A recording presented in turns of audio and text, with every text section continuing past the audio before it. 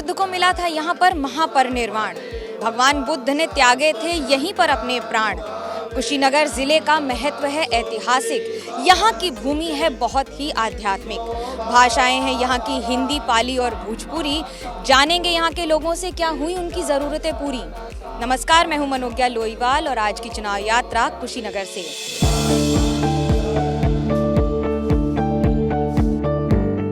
भगवान बुद्ध को कुशीनगर में ही महापरिनिर्वाण मिला था। ये धरती इतनी आध्यात्मिक है, उतनी ही ऐतिहासिक भी है।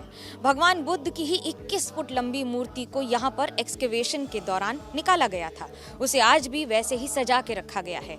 लेकिन भगवान के दर्शन करने के लिए सिर्फ देश ही नहीं, विदेश से भी लोग आते हैं और इस दर्शन के बाद अपने आध्यात्म को प्राप्त करने के और बेहतर करने का प्रयास करते हैं। हालांकि कुशीनगर में जितने भी भिक्षु रहते हैं या महंत रहते हैं या फिर भानते रहते हैं, वो यहाँ पर लगातार पूजन अर्चन करते रहते हैं। धूप हो या बारिश, गर्मी हो या सर्दी, पूजन नहीं रुकता है, पाठ नहीं रुकता है, मंत्रोच्चारण नहीं रुकता है।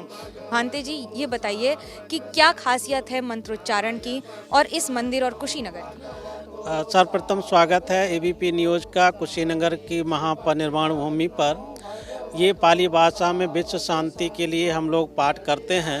भगवान बुद्ध ने करुणा और मैत्री के संदेशों के द्वारा ही प्राणी मात्र को या फिर दुनिया के जितने जीव जंतु हैं सब पर विजय पाई थी और उन्होंने संदेश दिया था कि मैत्री और करुणा के द्वारा ही पूरे विश्व और सभी के दिलों पर राज किया जा सकता है। इस जगह का, इस स्थान का क्या महत्व है? महापरिनिर्वाण का अर्थ क्या है? जी, ये कुशीनगर है। बुद्ध का जन्म लुम्बिनी में होगा और बोधगया में बुद्धत्व की प्राप्ति हुई और पहला उन्होंने उपदेश सारनाथ की भूमि पर दिया और घूम घूम करके 80 वर्ष तक इस जम्बू द्वीप में उन्होंने लोक कल्याण के लिए उपदेश दिया। जब उनकी अवस्था 80 वर्ष की हो गई तो आकर के उन्होंने कुशीनगर में निर्माण प्राप्त किया था।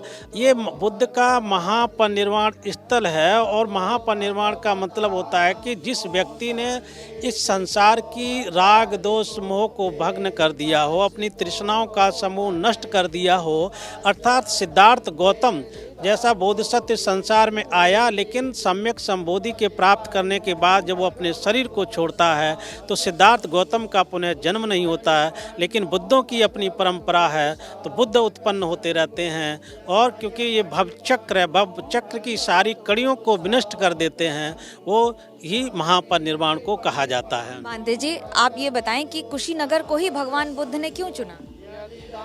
कुशीनगर को भगवान बुद्ध ने इसलिए चुना क्योंकि भगवान बुद्ध ने 3 माह पहले वैशाली में भगवान बुद्ध वैशाली में जो उनके शिष्य थे, उपासक थे, वो बहुत प्रिय थे, वैशाली के लोगों को बहुत प्यार करते थे। तो भगवान ने वैशाली के लोगों से विदाई ली और उन्होंने कहा, देखो उपासकों, अब मेरा ये आखिरी जन्म है और मैं आज से ठीक 3 माह बाद कुशीनारा में मल्लों के सालवन में मैं अपना शरीर को छोड़ूंगा और महापरिनिर्वाण को प्राप्त करूंगा।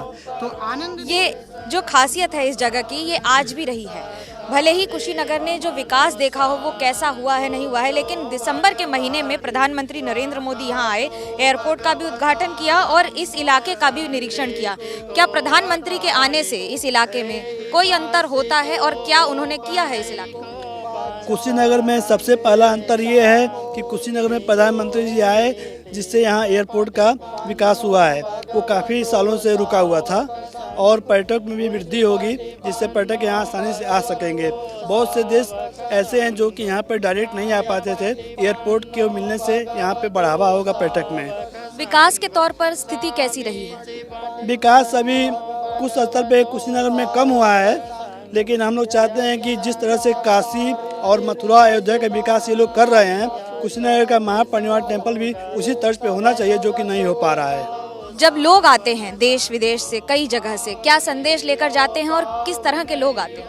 भगवान बुद्ध के यह महापरिनिर्वाण स्थली श्रद्धालु लोग आते हैं, बाहर से उपासक उपासिका बुद्धिस्ट कंट्री से यहाँ दर्शन करते हैं। भगवान बुद्ध के जो उपदेश हैं वो उनको अपने जीवन में उतारते हैं, ध्यान करते हैं, पूजा करते हैं, उस श्रद्धा से आते हैं, पूजा पाठ करते हैं, श्रद्धा भक्ति से करके फिर पुनः जाते हैं यहाँ से उन लोगों को बहुत शांति महसूस होता है। शांति के साथ समर्पण, यही मांगता है हर धर्म, और कुछ ऐसा ही हमेशा संदेश दिया है भगवान बुद्ध ने अपने इस धर्म से। एक और बात हमेशा रखी है, धम्मम शरणम गच्छामि, बुद्धम शरणम गच्छामि। आप किसी की भी शरण में जाइए, लेकिन जब तक आप शरण में दीन बनकर नहीं जाएंगे, तब तक भगवान भी आपको दर्शन नहीं देंगे। कैमरा पर्सन सूरज पांडे के साथ मनोज्ञा लोईवाल, कुशीनगर, एबीपी न्यूज़।